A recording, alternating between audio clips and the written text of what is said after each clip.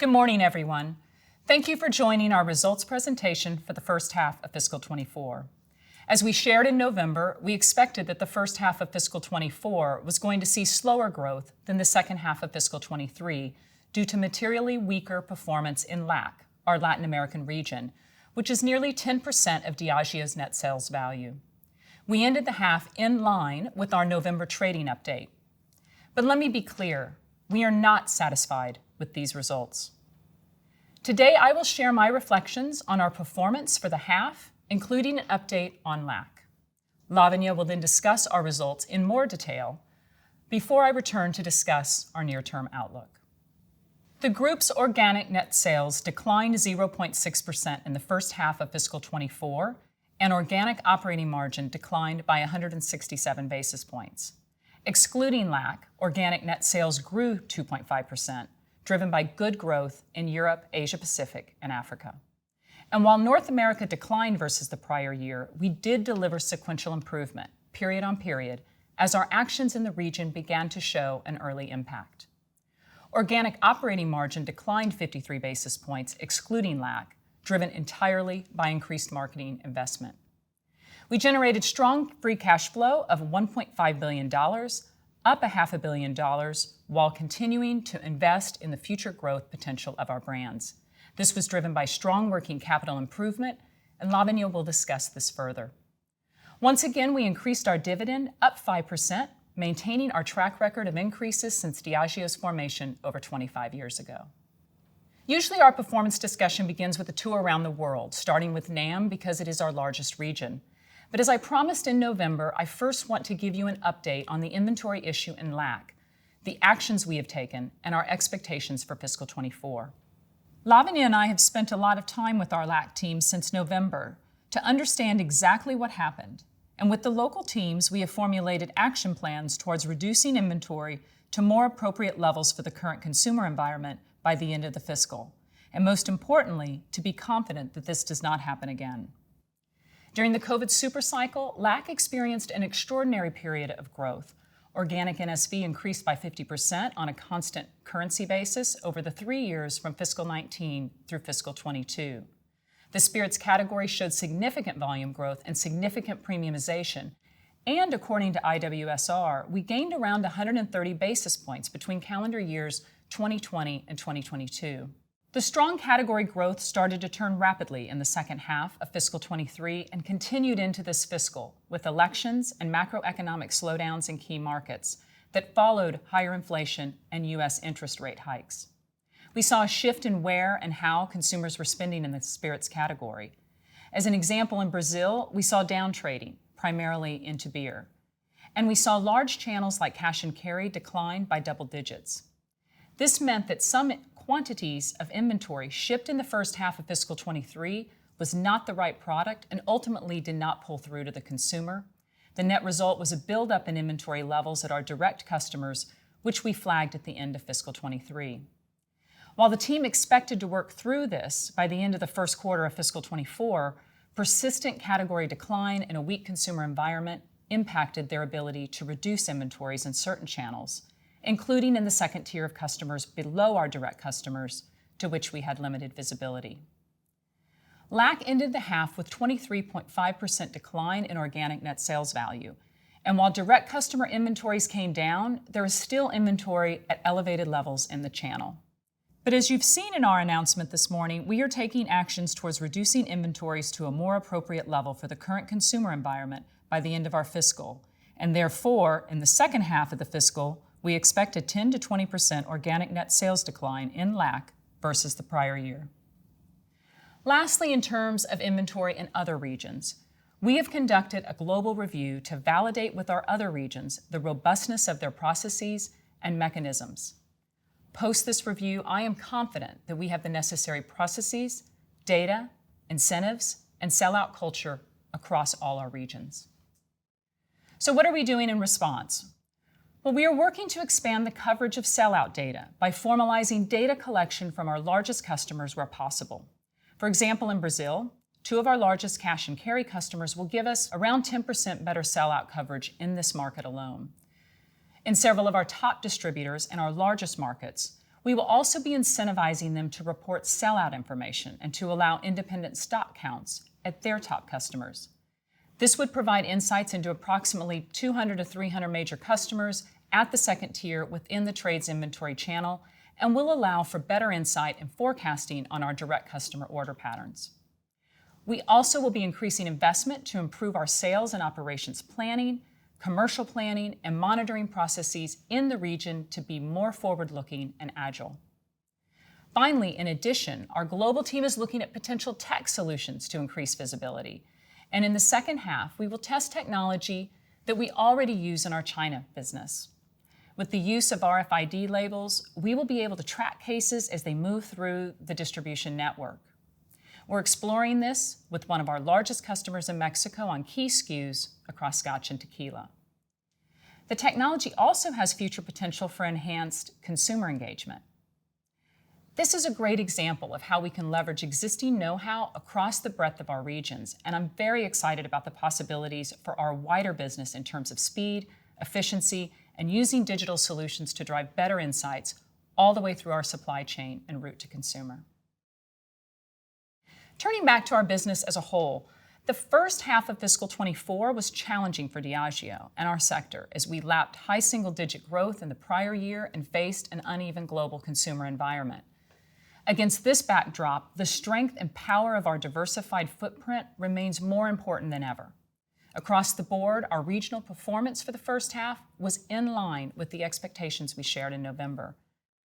And as I mentioned earlier, excluding LAC, organic net sales growth was up 2.5%. I will cover the performance of each of these regions in a few minutes, but first, let's review our share results.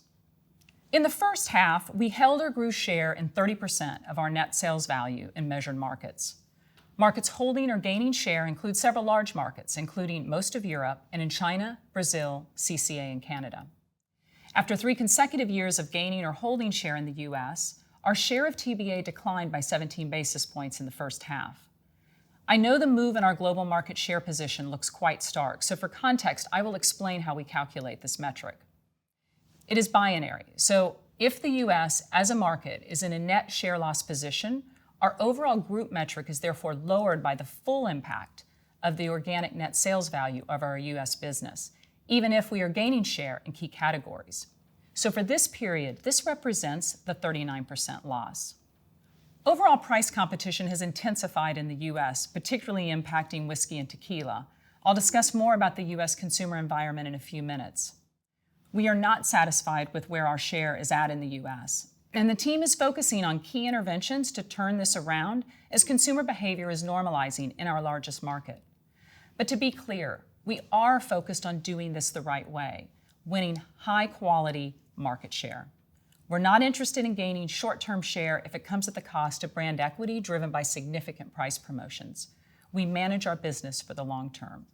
And long term, I am confident that our advantage portfolio of brands and focus on operational excellence provides us with an industry-leading high-quality growth opportunity.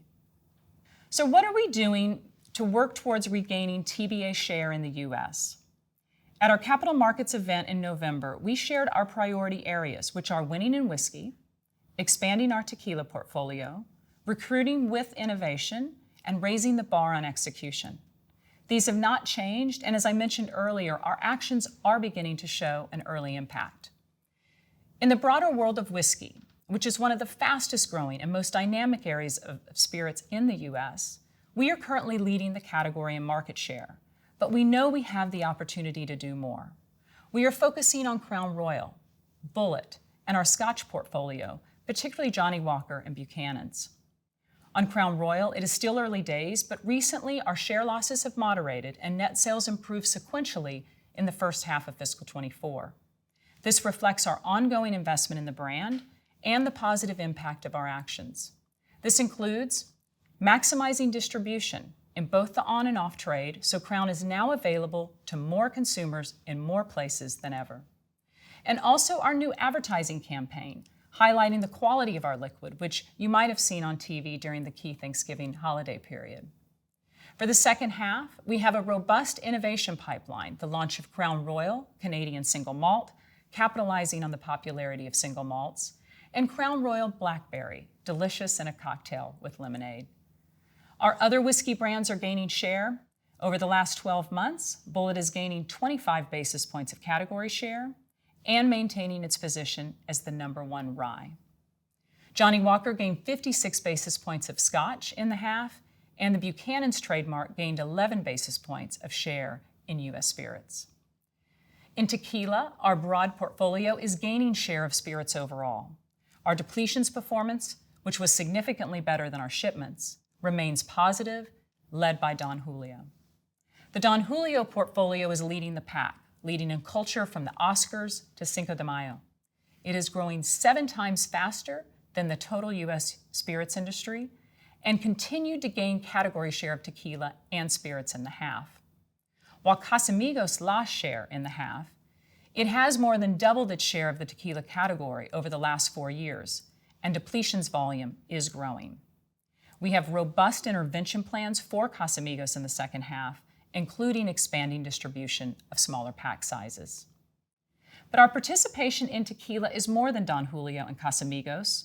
Through De Leon, which we now fully own, along with Astral and 21 Seeds, our tequila portfolio extends into the super premium price tier, enabling us to participate in that booming segment of the category.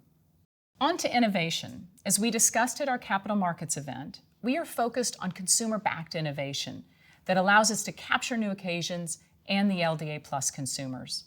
Innovation contributed to the sequential improvement in organic NSV in the first half, and we currently have 7 out of the top 10 core spirits innovations in Nielsen. In November, we introduced our ready-to-serve cocktail collection, including the Kettle One Cosmo and Espresso Martini, to participate in the convenience occasion. While it's still early days, these are outperforming expectations and have gained 34 basis points of category share. Since our capital markets event, I have spent a lot of time in the U.S., been on the ground in 5 states in the on-trade and off-trade, and I've spent time with the team, talking to several customers. A couple of things are apparent to me. The U.S. consumer environment is still normalizing from the COVID supercycle. While consumer sentiment across both our internal sources and external sources is improving versus the prior year, consumers are still facing multiple headwinds, including higher interest rates and higher priced food baskets. So while consumers are resilient, they are still cautious and choiceful. And premiumization continues, but there are some pockets of downtrading. Fiscal year to date, we are seeing the spirits industry grow in the low single digits. We believe the path back to industry normalization in the U.S. will not necessarily be linear, and industry recovery will be more gradual over the next several months. Therefore, as we look ahead to the second half of fiscal 24, we expect to drive gradual improvement in organic net sales performance. We are confident we have the right actions across our portfolio to navigate the challenges we face through a combination of improved brand building and local execution plans that we are putting into place. Moving on to Europe, where, as expected, organic net sales growth was slower in the half than the second half of fiscal 23. Excluding the impact of lapping the final sales of inventories in Russia, the region grew 6%. The region's 3% organic net sales growth in the half was mainly driven by Guinness, which grew 24% in the period. Nearly all of this growth was in Great Britain and Ireland. Guinness 0.0 also continued to perform strongly, more than doubling in the period. In Ireland, there are now around 1,000 trade outlets with a Guinness 0.0 keg. Tequila also contributed to Europe's growth, more on that later. Scotch performance, excluding the impact of cycling final sales in Russia, grew 5%, driven by Johnnie Walker, which grew 15%. Johnnie Walker Red Label drove most of this growth, with Johnnie Walker Black Label also contributing. Looking ahead to the remainder of fiscal 24, we expect resilient growth across markets despite lapping strong double-digit growth in the second half of fiscal 23. In Asia Pacific, we maintained good momentum with super premium plus price tiers driving most of the region's organic net sales growth, led by Greater China, which grew 18%. Our participation in Chinese white spirits through Shui Jing Fang puts us in a unique position amongst global spirits players operating in Greater China. With the lifting of on-trade restrictions, which were in place in the prior year, Chinese white spirits proved to be more resilient in the half, driving our growth, while momentum decelerated in our international spirits business. In India, momentum continued with 9% organic net sales growth, lapping double-digit growth in the prior year. India continues to drive strong demand for Scotch, with organic net sales up 16% in the half, including a 21% increase in Johnnie Walker. In the second half of fiscal 24, we expect growth in APAC to continue from the first half, supported by lapping of subdued Chinese New Year in the prior year, balanced by the weaker consumer confidence we see across the region. Finally, in Africa, beer performed strongly, benefiting from price increases while also driving volume growth driven by Malta Guinness, Senator, and Guinness, each delivering double-digit growth. The macroeconomic outlook remains challenging. However, given current market conditions, we expect to see continued growth through the second half of fiscal 24. I will now share some performance highlights about our three largest categories in the first half of fiscal 24, starting with Scotch. As we've mentioned before, while LAC is nearly 10% of Diageo's overall organic net sales value, or NSV, it drives almost 25% of Diageo's Scotch organic NSV. So unsurprisingly, LAC's underperformance impacted our Scotch sales in the half. About 2/3 of the 10% decline in our Scotch organic NSV in the half was attributable to LAC, and 1/3 to the combination of lapping stock increases in the previous year in NAM and disposal of inventories in Russia. Importantly, we are winning market share in the Scotch category in measured markets that represent 77% of our total NSV, including in North America, led by Johnnie Walker. This iconic brand is gaining share in 8 out of the 10 of our largest measured Scotch markets. We believe the consumer fundamentals of the business are strong, and we expect our organic net sales to improve as we normalize inventory levels in LAC and lap a more normalized growth period. Moving on to tequila, our global rollout beyond LAC and NAM continued in the half. In markets outside NAM and LAC, net sales more than doubled in the half, albeit off a small base, led almost equally by very strong growth in Europe and APAC, followed by Africa. I'm pleased to say that in Europe, we continue to drive tequila using the Paloma cocktail. Organic net sales grew just over 80% in the period, driving 19% of the growth in the region. 13% of APAC NSV growth was driven by our tequila expansion. This is being fueled by Don Julio 1942. While still early, we are encouraged by the global rollout of our tequila. And as we get local market learnings, we can lean into the versatility of the category and the strength of our tequila brands. We are confident that there is so much more to go after. Guinness continued its strong growth momentum, once again achieving double-digit organic NSV growth, up 14%. The majority of the growth was in Europe, followed by Africa and the US. Guinness 0.0 continues to gain strong momentum, more than doubling in the period and driving 14% of the uplift in NSV growth of Guinness. Over 4% of Guinness brewed at St. James Gate in Dublin is now Guinness 0.0. Guinness continues to gain broad appeal in the US. It was recently named the most popular beer, and last month, our Guinness Storehouse in Dublin was named the world's leading tourist attraction at the 2023 World Travel Awards. Moving on to ESG, I announced back at our Capital Markets event that I had launched a review into our 2030 Spirit of Progress plan. We now have more visibility into what it will take to deliver our goals.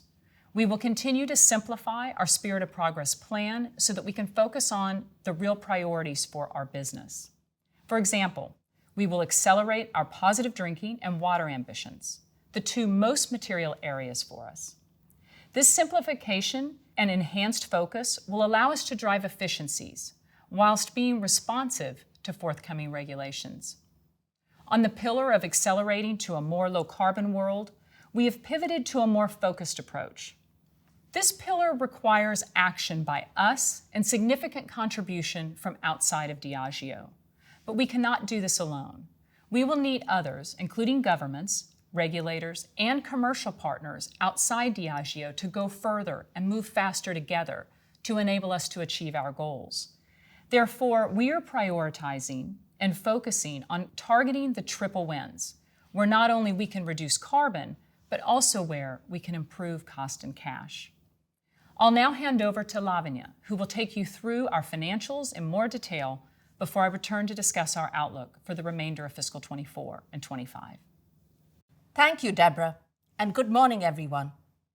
As Debra mentioned, we are disappointed with our fiscal 24 first half results. Organic net sales were down 0.6%, with positive price mix performance mostly mitigating a decline in volume. Excluding LAC, the business grew organic net sales by 2.5%, despite the slightly negative impact from North America, where we did see sequential improvement to the second half of fiscal 23. Organic operating margin declined by 167 basis points, primarily driven by LAC. Excluding LAC, organic operating margin was down 53 basis points, driven entirely by increased investment in A&P. We generated free cash flow of $1.5 billion. Strong working capital management and lower tax payments more than offset the combined impact of the decline in operating profit, higher interest payments, and increased investment in CapEx. Pre-exceptional earnings per share declined, mainly due to lower operating profit and higher finance charges. We increased our interim dividend by 5%, reflecting our continued confidence in the business and commitment to a progressive dividend policy. We believe our profitable growth algorithm continues to support sustainable long-term growth. Our focus continues to be on driving growth through winning quality market share. We continue to premiumize our portfolio, benefit from increased prices, and drive productivity, all of which enables us to continue to invest smartly back into the business. Price mix contributed 4.6 percentage points to top-line growth, reflecting price increases in all regions except for LAC. Price contribution to organic net sales growth was in the low to mid-single digits. Organic volume was down 5.2%, with the biggest driver by far being the decline of spirits volume in LAC. I will cover this in further detail shortly. We unlocked a further $335 million of productivity cost savings across cost of goods, marketing, and overheads during the half, and are on track to exceed our 3-year $1.5 billion productivity savings target by the end of fiscal 24. We drove productivity in our A&P spend and increased marketing investment by 3.8%. We deploy marketing investment in a considered and disciplined way and target increases where we believe we will drive long-term sustainable growth and strong returns. On 10th of November, we updated you on our organic net sales growth expectations for the first half of fiscal 24. All 5 regions delivered the half in line with these expectations. In North America, organic net sales growth was down 2%. However, within this, U.S. spirits depletion growth rate was nearly 1 percentage point ahead of shipments. And again, we ended the period with overall U.S. spirits distributor inventory in line with historical levels. In LAC, in the first half, organic net sales declined 23.5%. Depletions declined less than shipments, and as Debra said, we are taking actions with the aim of returning to inventory levels appropriate for the current consumer environment. Therefore, in the second half of the fiscal, we expect organic net sales to decline 10 to 20% in the region compared to the prior year. On inventories, more broadly, I want to take this opportunity to reiterate the review we conducted with all our regions. In addition to reviews by the markets and regional teams, the Global Controllers team and the Global Audit team have conducted a review of compliance to our stock and trade standard and have reconfirmed the effectiveness of our controls. I am confident that we have the necessary controls policies, procedures, and sell-out culture in place to monitor and manage stock and trade levels across all of our markets. And now to look at our results at a category level. In the first half of fiscal 24, our beer business delivered 14% organic net sales growth, primarily driven by continued momentum in Guinness, which also grew 14%, and strong double-digit growth in Malta and Senator in Africa. Chinese white spirits grew 32% as we lapped the first half of fiscal 23 when COVID-19 restrictions were still in place. We also delivered strong growth in other whiskies, fueled by the successful launch of Buchanan's Pineapple in North America and double-digit growth of IMFL whiskey in India. However, this growth was offset by the weak performance in LAC, which impacted the Scotch and Tequila results. Scotch was also negatively impacted by lapping inventory replenishment in North America and the final sale of inventories in Russia in fiscal 23.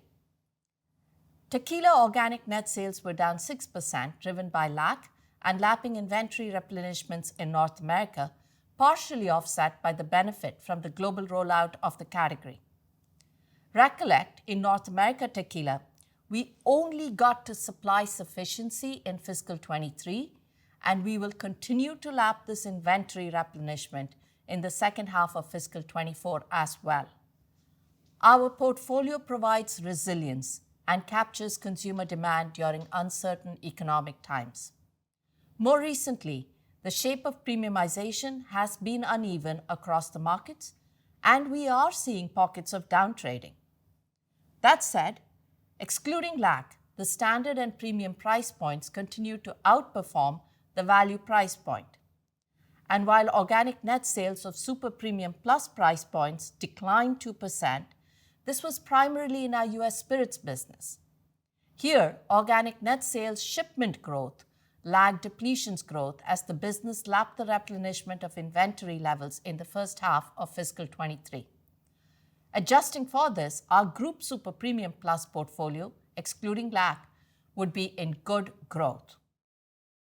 Over the recent years, we have significantly premiumized our business and have seen consistent premiumization trends across total beverage alcohol categories. We believe this long-term trend will resume as we complete the lapping of the unevenness of the COVID-19 inventory replenishment cycle. In the half, organic net sales decline was driven by volume, partially offset by positive price mix. We took strong price increases on Guinness in Europe and on Guinness and Malta in Africa. With consistent investment and strong brand equity, volume grew in the half. Spirits volume decline was mainly driven by LAC. Excluding LAC, targeted pricing actions across our premium, standard, and value price points have led to a volume decline. However, the price mix impact is positive. In fact, excluding LAC across these price tiers, price mix more than offset the negative volume impact on organic net sales growth. These price increases have been essential to help mitigate the impact of cost inflation and protect margins. And the organic net sales decline in super premium plus spirits price points was, as I discussed, driven by US spirits, lapping prior year inventory replenishment. In the second half, I expect overall volume growth to improve slightly as the impact from strategic pricing actions moderates. Looking ahead, we will continue to leverage our RGM capabilities to balance top-line growth more evenly between volume, price, and mix. With our culture of everyday efficiency, we have delivered strong productivity benefits year after year. In fiscal 23, we stepped up the delivery of productivity, which reduced the impact of cost inflation and enabled us to invest in our business. In the first half of fiscal 24, we delivered productivity savings of $335 million, up versus previous years. The majority of savings come from cost of goods through procurement benefits on ocean freight, packaging, other transport costs, as well as from manufacturing and logistics efficiencies. Marketing and overheads also drove a material contribution. As I mentioned earlier, we are on track to exceed the fiscal 22 to fiscal 24 productivity target of $1.5 billion. Looking ahead, and as I shared at our recent capital markets event, we have committed to significantly step up our productivity commitment to $2 billion over the next 3 years, fiscal 25 through fiscal 27. An enabler is the 5-year supply agility program, which we announced at the end of fiscal 22. Savings from this program are expected to step up from fiscal 25 and accelerate in the following years. Organic operating margin declined year on year by 167 basis points, predominantly driven by LAC. LAC operating margin significantly declined, driven by lower operating leverage, increased trade spend investment, and cost inflation. Excluding LAC, operating margin was down by 53 basis points, and this was entirely driven by an increase of 70 basis points in our marketing reinvestment rate. At the group level, the positive impact from pricing and supply productivity initiatives more than offset the absolute dollar impact of cost of goods inflation. Our disciplined approach to managing overheads allowed us to achieve year-on-year cost reduction. We continued to invest in our brands with marketing investment growth in the first half ahead of net sales. We use a disciplined approach to the deployment of A&P investment and target opportunities for long-term sustainable growth and strong returns. This half, the increase in marketing investment has been deployed to the global rollout of Tequila, especially in Europe and Asia Pacific. We also increased investments in Johnnie Walker in Europe, in Chinese white spirits, which recovered from COVID-19 restrictions, and in India, which grew 9%. Looking ahead to the second half, I would expect the increase in our marketing reinvestment rate to moderate as we benefit from marketing efficiencies in North America and lap the prior year increase in reinvestment rate across regions. Free cash flow increased primarily driven by our strong working capital management interventions, which was partially offset by lower operating profit and an increase in interest payments. Over the past years, we had increased inventory to navigate COVID-19 related supply disruptions, and we have been actively reducing these levels over the half. To enable this, we recently implemented new data analytics solutions and improved stock management processes.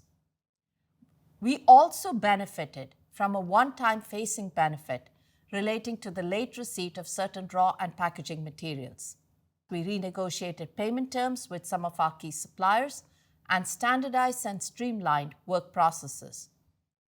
We also benefited from lapping one-off tax payments made in the first half of fiscal 23. We continue to invest in maturing stock to support future business growth. CapEx spend increased in line with our long-term reinvestment strategy and prior guidance. Moving on to foreign exchange.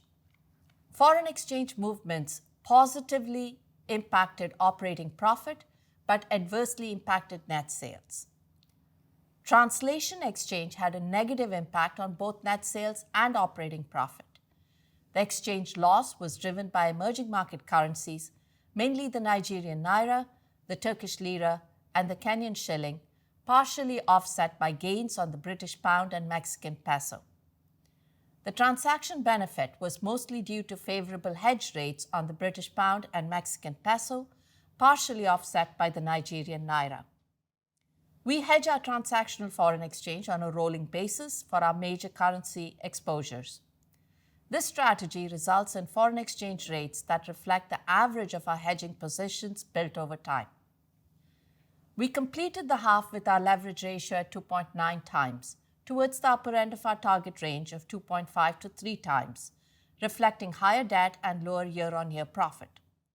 In the first half of fiscal 24, our net finance charges increased by $86 million year-on-year, reflecting the higher interest rate environment. Our effective interest rate at 4.4% is broadly in line with our guidance. Looking ahead to the full year, I expect our effective interest rate to be marginally lower than the first half, given current market conditions. I want to emphasize that we remain committed to our target leverage range, and I'm conscious that we are at the upper end of the range. We will make the right decisions to support the long-term growth of the business. Should our leverage ratio fall outside of the range, we will take steps to return to the range as soon as practicable. Our consistent and disciplined approach to capital allocation is unchanged. Our priority is to invest in sustainable organic growth and to acquire strategic brands that strengthen our exposure to fast-growing categories. Today, we announced an interim dividend of 40.5 cents per share.